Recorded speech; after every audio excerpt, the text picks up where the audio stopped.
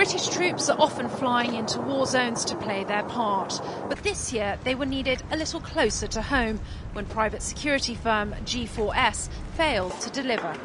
Over 18,000 troops kept athletes and visitors safe during the Olympic Games, 5,000 more than originally thought.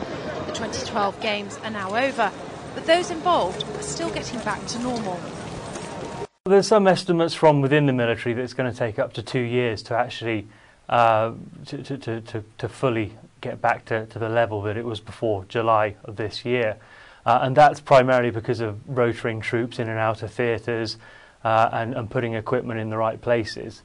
But there's probably a bigger impact in terms of morale. So the additional troops were called in pretty much at the same time as the government was announcing serious cutbacks in the military.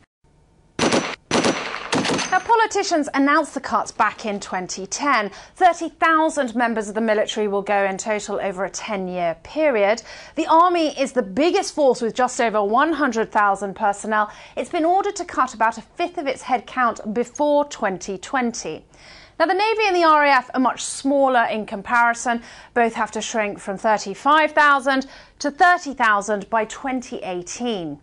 This is very much one of the biggest shake-ups we've seen in the military in recent years, and it's already underway.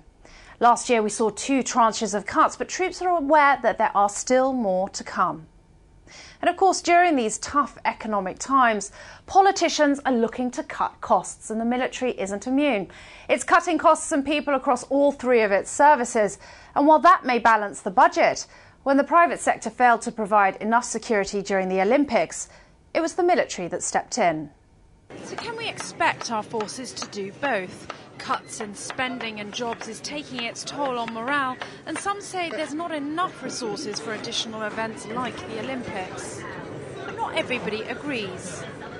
A highly sophisticated military machine like the British Armed Forces can certainly get back into the swing of things. I would say in many cases by now, never mind in a year's time or 2 years' time, after an operation like that, which was known about well in advance, even though some elements of it did cause short-term disruption.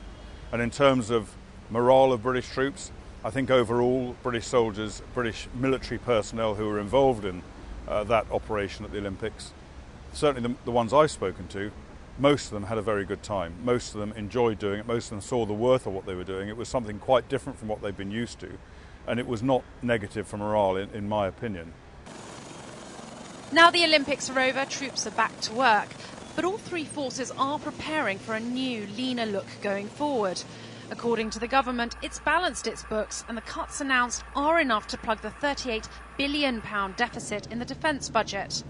But Colonel Kemp is concerned the short-term fix could have long-term implications. Let's not forget, we are a member of the we're a permanent member of the UN Security Council. We do have global responsibilities that are left over from our history.